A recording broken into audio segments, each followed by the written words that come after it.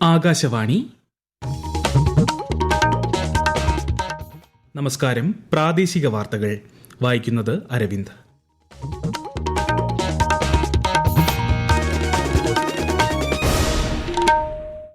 പ്രധാന വാർത്തകൾ. വികസിത ഭാരതത്തിലേക്കുള്ള യാത്രയിൽ സിംഗപ്പൂർ സുപ്രധാന പങ്കാളിയെന്ന് പ്രധാനമന്ത്രി നരേന്ദ്രമോദി. ചരക്ക് സേവന നികുതി പരിഷ്കാരങ്ങൾ ഉപഭോക്താക്കൾക്കും വ്യാപാരികൾക്കും ഗുണകരമെന്ന് കേന്ദ്ര വാണിജ്യമന്ത്രി പീയൂഷ് ഗോയൽ.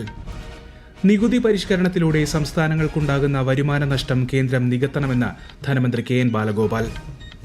കേരളത്തിൽ ഉത്രാടപ്പാച്ചിൽ. ഓണത്തിരക്കിലമർന്ന നാടും നഗരവും. തിരുവോണത്തെ വരവേൽക്കാനൊരുങ്ങി ലോകമെമ്പാടുമുള്ള മലയാളികൾ. ഓണക്കാല വിൽപ്പനയിൽ സപ്ലൈകോയ്ക്ക് സർവകാല റെക്കോർഡ്. ഇന്ന് ഉച്ചവരെയുള്ള വിൽപ്പന 375 കോടി രൂപ കടന്നു. കേരള ക്രിക്കറ്റ് ലീഗിൽ ആലപ്പി റിപ്പിൾസിനെതിരെ ഏരീസ് കൊല്ലം സെയിലേഴ്സിന് 4 വിക്കറ്റ് വിജയം. വാർത്തകൾ വിശദമായി. പ്രധാനമന്ത്രി നരേന്ദ്രമോദിയും സിംഗപ്പൂർ പ്രധാനമന്ത്രി ലോറൻസ് വോങ്ങും തമ്മിൽ ഡൽഹിയിൽ കൂടിക്കാഴ്ച നടത്തി. ഇന്ത്യയിൽ അർപ്പിച്ച വിശ്വാസത്തിന് സിംഗപ്പൂർ പ്രധാനമന്ത്രിക്ക് ശ്രീ നരേന്ദ്രമോദി നന്ദി പറഞ്ഞു. വികസിത ഭാരതത്തിലേക്കുള്ള യാത്രയിൽ ഇന്ത്യയുടെ സുപ്രധാന പങ്കാളിയാണ് സിംഗപ്പൂർ എന്ന സാമൂഹിക മാധ്യമ പോസ്റ്റിൽ പ്രധാനമന്ത്രി വ്യക്തമാക്കി. ഇരു രാജ്യങ്ങളും തമ്മിലുള്ള സമഗ്രവും തന്ത്രപരവുമായ പങ്കാളിത്തം യാഥാർത്ഥ്യമാക്കുന്നതിനുള്ള പ്രതിബദ്ധതയും പ്രധാനമന്ത്രി ആവർത്തിച്ചു.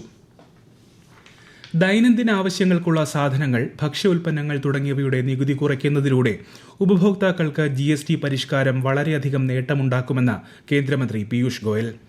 പ്രക്രിയയിലും നടപടിക്രമങ്ങളിലും വരുത്തിയ മാറ്റങ്ങൾ ബിസിനസ് ചെയ്യുന്നത് എളുപ്പമാക്കുമെന്നും അദ്ദേഹം വ്യക്തമാക്കി. നികുതി പരിഷ്കാരങ്ങൾ രാജ്യത്ത് ഈ മാസം 22-ന് പ്രാബല്യത്തിൽ വരും. ചരക്ക് സേവന നികുതി ഇളവിന്റെ പ്രയോജനം ഉപഭോക്താക്കൾക്ക് ലഭിക്കണമെന്നും സംസ്ഥാനങ്ങൾക്കുണ്ടാകുന്ന നഷ്ടം കേന്ദ്രം നികത്തണമെന്നും ധനമന്ത്രി കെ എൻ ബാലഗോപാൽ. ഡൽഹിയിൽ മാധ്യമങ്ങളോട് സംസാരിക്കുകയായിരുന്നു അദ്ദേഹം. സിമന്റ്, ഓട്ടോമൊബൈൽ, ഇൻഷുറൻസ്, ഇലക്ട്രോണിക്സ് ഉൽപ്പന്നങ്ങളുടെ നികുതി കുറവ് കേരളത്തിന് 2500 കോടിയുടെ നഷ്ടമുണ്ടാക്കുമെന്നും മന്ത്രി പറഞ്ഞു. റേറ്റ് കുറഞ്ഞതിൻ്റെ ഗുണം കൺസ്യൂമേഴ്സിന് കിട്ടുക പാവപ്പെട്ട സാധാരണക്കാർക്കും നമ്മുടെ നാട്ടിലെ സാധനങ്ങൾ വാങ്ങുന്ന ആളുകൾക്കും വലിയ തോതിൽ നമ്മൾ ടാക്സ് കുറച്ചതിൻ്റെ ഗുണം കിട്ടുക എന്നുള്ളതാണ് ഏറ്റവും പ്രധാനപ്പെട്ട കാര്യം. അത് ഉറപ്പാക്കുന്നതിന് വേണ്ടിയിട്ടുള്ള നടപടിക്രമം സ്വീകരിക്കണം എന്ന് പറഞ്ഞിട്ടുണ്ട്. ഇതിൻ്റെ ഭാഗമായിട്ട് വലിയ വരുമാന നഷ്ടം ഉണ്ടാകും സംസ്ഥാനങ്ങൾക്ക്. വരുമാന നഷ്ടം ഒഴിവാക്കാൻ വേണ്ടിയിട്ടുള്ള സംവിധാനങ്ങൾ എന്തെങ്കിലും കാണണം. ചരക്ക് സേവന നികുതിയിലെ പരിഷ്കാരങ്ങൾ ഉപഭോക്താക്കൾക്ക് ഗുണകരമാണെന്ന് സാമ്പത്തിക വിദഗ്ധൻ BA പ്രകാശ് ആകാശവാണി വാർത്തകളോട് പ്രതികരിച്ചു. ആഡംബര വസ്തുക്കൾക്ക് ഉയർന്ന നികുതി ചുമത്തിയത് ശരിയായ തീരുമാനമാണെന്നും അദ്ദേഹം പറഞ്ഞു. GST റേറ്റ് കുറയുക എന്ന് പറഞ്ഞാൽ തീർച്ചയായിട്ടും സാധാരണക്കാർക്ക് അല്ലെങ്കിൽ കൺസ്യൂമേഴ്സിന് സാധനങ്ങളും സർവീസസും മേടിക്കുമ്പോൾ ഗണ്യമായ ഒരു കുറവ് വരും. കൺസ്യൂമേഴ്സിനെ ജനങ്ങൾക്കും വളരെ ഉപകാരപ്രദമായ ഒരു കാര്യമാണ്. അതിനകത്ത് യാതൊരു സംശയമില്ല. ആഡംബര വസ്തുക്കൾക്ക് 40% നികുതി, അതിന് തീർച്ചയായിട്ടും ന്യായീകരണമുണ്ട്. അത് തീർച്ചയായിട്ടും അങ്ങനെ ഒരു 40% ടാക്സ് ഇപ്പോൾ നിലയിൽ കൊണ്ടുവരുന്നതും തീർച്ചയായിട്ടും അത് നല്ലതാണെന്ന് എനിക്ക് തോന്നുന്നു. ഈ സംസ്ഥാനങ്ങളുടെ ഒരു പ്രധാനപ്പെട്ട വരുമാന മാർഗമാണ് GST. അപ്പോൾ അതിൽ വലിയൊരു കുറവ് സംസ്ഥാനങ്ങളുടെ ധനപ്രതിസന്ധിയിലേക്ക് പോകും. അപ്പോൾ അതിന് ഗൗരവമായിട്ട് പരിശോധിക്കുകയും അതിനാവശ്യമായിട്ടുള്ള ഒരു കോമ്പൻസേഷൻ മെക്കാനിസം കൊണ്ടുവരേണ്ടതും ആവശ്യമാണെന്ന് എനിക്ക് തോന്നുന്നു. കേരളത്തിൽ ഉത്രാടപ്പാച്ചിൽ. ഓണത്തിരക്കിലമർന്ന നാടും നഗരവും. തിരുവോണത്തെ വരവേൽക്കാനൊരുങ്ങി ലോകമെമ്പാടുമുള്ള മലയാളികൾ.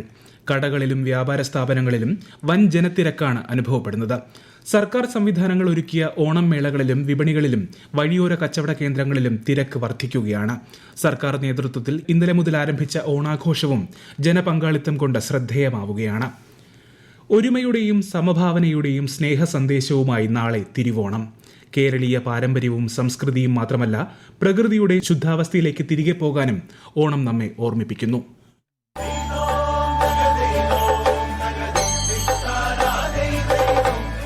ലോകമെമ്പാടുമുള്ള മലയാളികളെ സദാ സ്വാധീനിച്ചുകൊണ്ടിരിക്കുന്ന മഹാനന്മയുടെ പ്രതീകമായി നാളെ തിരുവോണമെത്തുന്നു. സമത്വം, ഒരുമ, സമഭാവന തുടങ്ങിയ ആശയങ്ങളുടെ സാക്ഷാത്കാരം കൂടിയാണ് ഓണം. പൂക്കളവും ഊഞ്ഞാലും കുടുംബസംഗമവും സദ്യയുമൊക്കെയായി മലയാളികളുടെ മനസ്സിൽ ആഘോഷത്തിന്റെ ഭാവാന്തരീക്ഷമാണ്. സമൃദ്ധി തുടിക്കുന്ന കാർഷിക സംസ്കാരത്തിന്റെ സ്മരണകളിലേക്കുള്ള മനസ്സിന്റെ തീർത്ഥയാത്ര കൂടിയാണ് മലയാളിക്ക് ഓണനാളുകൾ. ഉത്സവങ്ങളുടെ മുഖഛായ കാലാനുസൃതമായി മാറുകയാണെങ്കിലും ഓണത്തിന്റെ സ്വത്വവും സന്ദേശവും ഇന്നും കെടാതെ നിൽക്കുന്നു. News desk, Akashvani.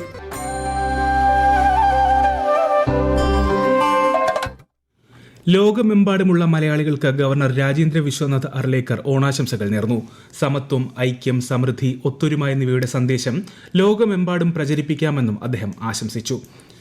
ഭേദചിന്തകളൊന്നുമില്ലാതെ ഒത്തുചേരുന്ന ആഘോഷമാണ് ഓണമെന്ന് മുഖ്യമന്ത്രി പിണറായി വിജയൻ പറഞ്ഞു.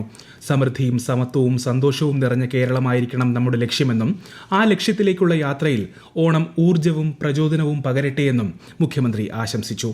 ഈ വാർത്തകൾ ആകാശവാണിയിൽ നിന്ന്.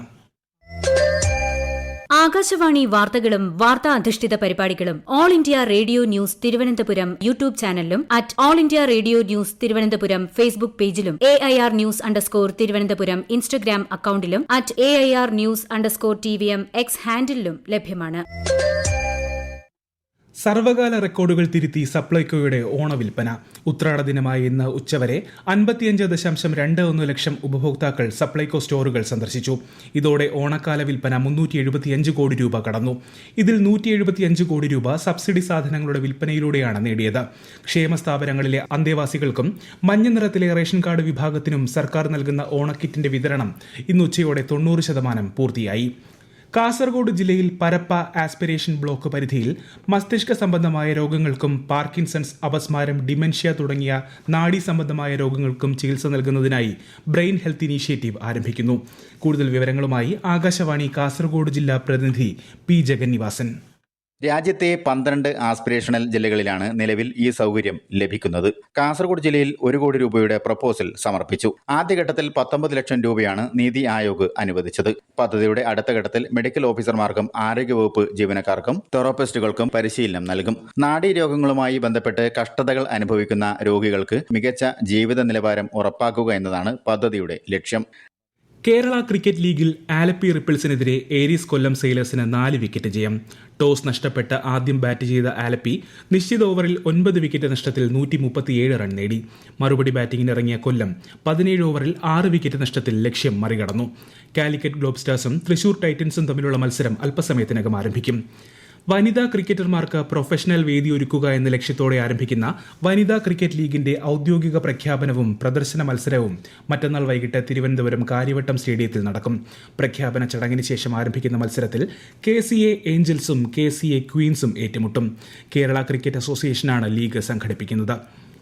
പ്രമുഖ ഓഹരി വ്യാപാര സ്ഥാപനമായ ക്യാപിറ്റലിക്സിന്റെ പേരിൽ നിക്ഷേപ തട്ടിപ്പ് വർദ്ധിക്കുന്നതായി കേരള പോലീസിന്റെ മുന്നറിയിപ്പ്. ഇത് സംബന്ധിച്ച വ്യാജ പരസ്യങ്ങൾ സമൂഹമാധ്യമങ്ങളിലൂടെ പ്രചരിക്കുകയാണെന്നും പോലീസ് അറിയിച്ചു. നിർമ്മിത ബുദ്ധിയുടെ സഹായത്തോടെ വ്യാജ വീഡിയോ നിർമ്മിച്ചാണ് തട്ടിപ്പ് നടത്തുന്നത്. ഇത് ശ്രദ്ധയിൽപ്പെടുകയോ തട്ടിപ്പിന് ഇരയാവുകയോ ചെയ്താൽ 1930 എന്ന നമ്പറിലോ www.cybercrime.gov.in എന്ന വെബ്സൈറ്റ് മുഖേനയോ സൈബർ പോലീസുമായി ബന്ധപ്പെടാവുന്നതാണ്.